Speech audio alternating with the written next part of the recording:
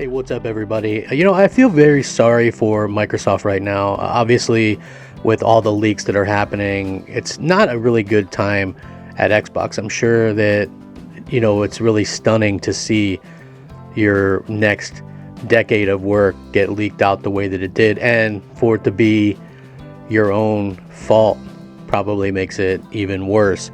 With that being said, Phil Spencer did respond to the so-called leaks and talked about it because, listen, a lot of people, myself included probably, very much look at this and go, okay, well, I don't think that these are necessarily bad things.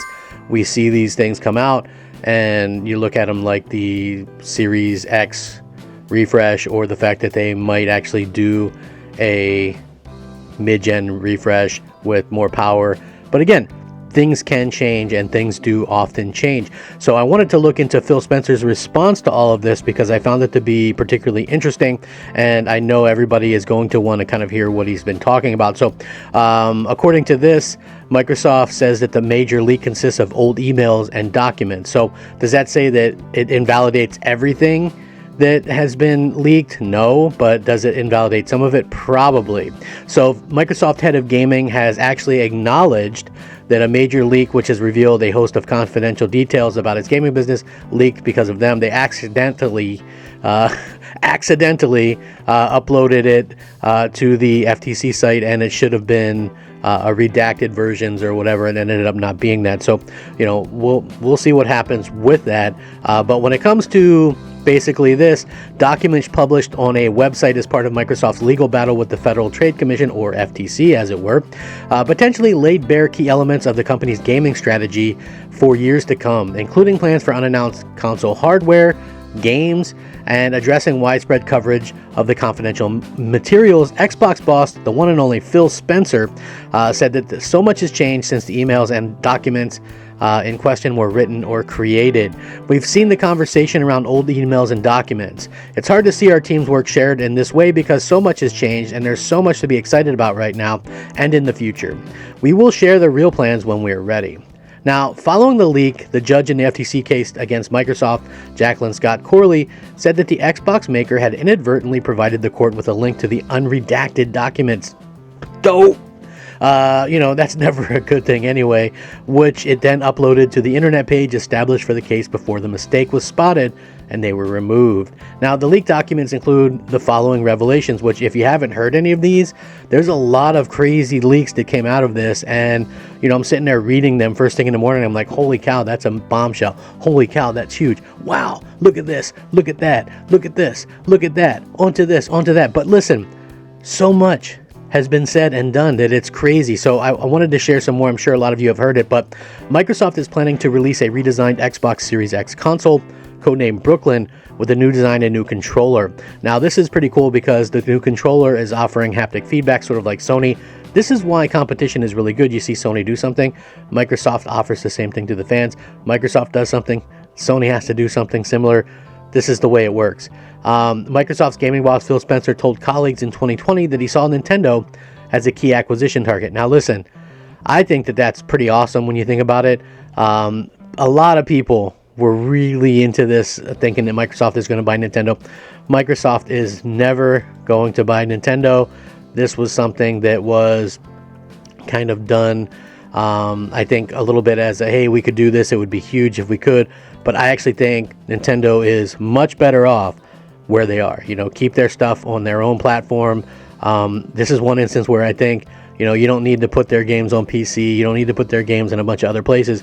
What makes Nintendo special is their own hardware, their own games, and things like that. Now, I do wish that they would go out and do, better things in terms of like achievements and an online system.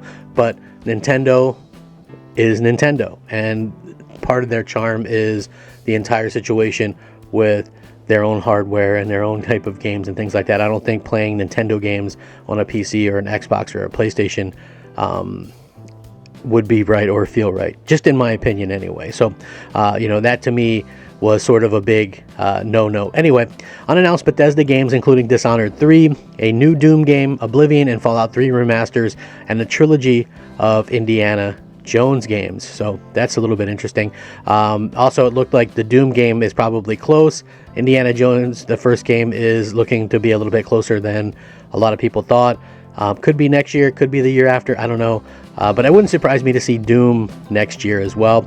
The next evolution of Xbox controller will have improved haptic feedback, speakers, and a rechargeable replaceable battery. Microsoft seemingly plans to harness the power of the cloud processing in its next-gen Xbox console, which could launch in 2028. Now, Microsoft plans to let players customize the appearance of the Xbox Series X console in the future. Microsoft also assessed a range of third-party options to fill a huge hole in its lineup caused by Starfield's delay, including potentially paying $300 million to get Star Wars Jedi Survival Game Pass at launch. Now, listen, I'm going to be honest with this. Because in 2022, when all of us are sitting there going, this is pretty incredible that they don't have any games and it's, so lackluster and all this kind of stuff. We're sitting there saying all that stuff and, it's pretty accurate. They had a really, really bad year. And when you look at things like that and you sit back and you go, they should just get this game and put it in Game Pass, or they should get that game and put it in Game Pass. We all think that that's the right choice, right? We don't realize that to get something like Jedi Survivor, $300 million, right? $300 million. That is insane. That is a huge amount of money, right? That's almost the price of 2 Starfields. This is why Microsoft is buying companies to make games, because it's cheaper in the long run to do that than to get some kind of third-party game into your platform the way that they're doing it. So, yeah, it makes a lot of sense that the way that they've talked about it. I'm also much more thankful for the third-party games that they do get. Think about it. Even though I'm not a fan of this style of game, the Lies of P game, that Exo Primal game, what is it, Texas Chainsaw Massacre, these are all third-party day one games. That's huge. And they just released Starfield, and Forza Motorsport is coming next month. That is amazing to me.